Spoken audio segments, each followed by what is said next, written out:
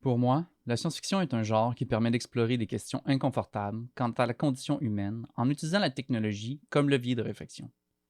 L'introduction d'une invention particulière, que ce soit d'aller à des vitesses plus rapides que la lumière ou alors de la robotique avancée, est en général un point de départ pour réfléchir à notre réaction et adaptation face à elle, qui nous force, en tant que personne qui joue ou spectateur, à se remettre en question. En particulier, ce qui m'intéresse, c'est comment l'intégration de la machine au corps humain opère un changement chez les deux.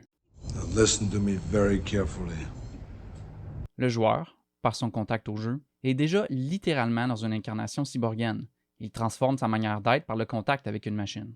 Keough, dans son livre A Play of Bodies, dit To experience video gameplay is to take on an imperfect and unstable cyborgian embodiment of flesh, hardware, and audiovisuals across worlds and bodies. La beauté du contexte de science-fiction est qu'on retrouve le même motif de manière enchâssée. C'est-à-dire que comme l'avatar procure des nouvelles habiletés au corps charnel ou réel du joueur, les implants dans le jeu procurent des nouvelles habiletés au corps virtuel de l'avatar, et donc ainsi à celui du joueur par procuration. Techniquement, la fonctionnalité est la même que d'acquérir une nouvelle arme ou alors que de gagner un pouvoir magique, mais le parallèle n'est pas aussi poignant. Ou alors, pour les rares œuvres qui l'abordent de cet angle, l'ajout technologique est beaucoup moins horrifique qu'un équivalent organique où l'on obtiendrait de nouveaux organes, par exemple. J'ai choisi les jeux System Shock, Deus Ex et Cyberpunk 2077 parce qu'ils abordent des thèmes similaires, soit la jonction entre l'humain et la machine. En premier lieu, il y a la machine dans l'humain, les implants et augmentations cybernétiques dans un organisme, le cyberorganisme, soit le cyborg.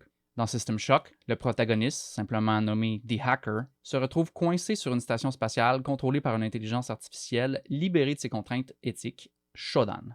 Celle-ci s'est donné comme but d'établir sa suprématie, notamment en transformant les humains en cyborgs pour les rapprocher de sa propre forme parfaite de machine. Si le protagoniste meurt sans avoir une chambre de réactivation en marche, on voit d'ailleurs le sort qui l'attend, de devenir la partie humaine d'un Cortex Reaver. My child, welcome home.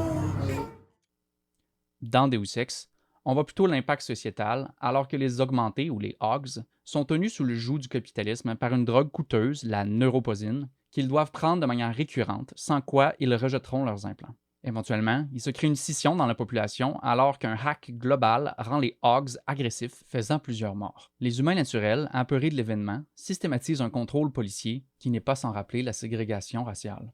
La série met de l'avant ses inspirations de la Renaissance par ses thématiques transhumaines. Le protagoniste, Adam Jensen, est confronté à vivre la réalité d'être un augmenté contre son gré.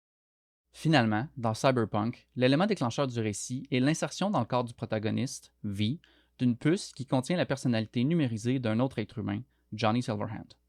Éventuellement, la question de l'appartenance du corps de V devient un dilemme.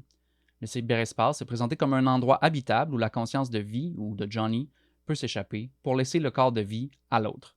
Le récit inclut également la cyberpsychose, où si on augmente trop son corps, on finit par perdre l'esprit. Dans les trois, l'une des manières principales d'augmenter les capacités du personnage joueur est par l'acquisition d'implants. Le personnage et le joueur ont ainsi leurs possibilités actionnelles directement reliées par leur système, puis ce, dans un sens très réel. En deuxième lieu, il y a l'humain dans la machine, soit le cyberespace. Conçu comme un espace virtuel où l'humain est projeté dans le monde de la machine, les représentations du cyberespace rendent clair le problème phénoménologique humain. Impossible de se concevoir sans espace, sans corps ou avatar pour habiter cet espace. Le monde de l'ordinateur n'est certainement pas un espace dans lequel s'opèrent des interactions, mais d'abord régi par la quasi-instantanéité des mouvements d'électrons. Or, le parcours dans un circuit électronique se prête mal à une incarnation qui nous serait compréhensible. Ce faisant, le cyberespace se présente comme un jeu dans le jeu où le corps de l'avatar subit la même opération que celui du joueur, alors qu'il est enchâssé dans une deuxième couche de virtualité. Ces métaphores et leurs parallèles bien réels avec le joueur sont pour moi source de fascination où je me plais à jouer avec mon incarnation par et dans la machine. À l'ère de l'intelligence artificielle qui remplace nos capacités cognitives, des réseaux sociaux où circule une montagne de désinformation, de propagande et maintenant du contenu généré par IA qui confond de plus en plus les internautes, et alors qu'on intègre le téléphone intelligent dans presque tous les aspects de notre vie, la domotique et les technologies portables, ces questions ne sont plus qu'une fiction cauchemardée dans les années 80, mais un enjeu contemporain.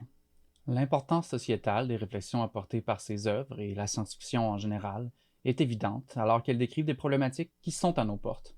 L'intelligence artificielle qui priorise son autopréservation par des moyens douteux, ou qui renforcent des désillusions psychotiques, ou encore encouragent au suicide.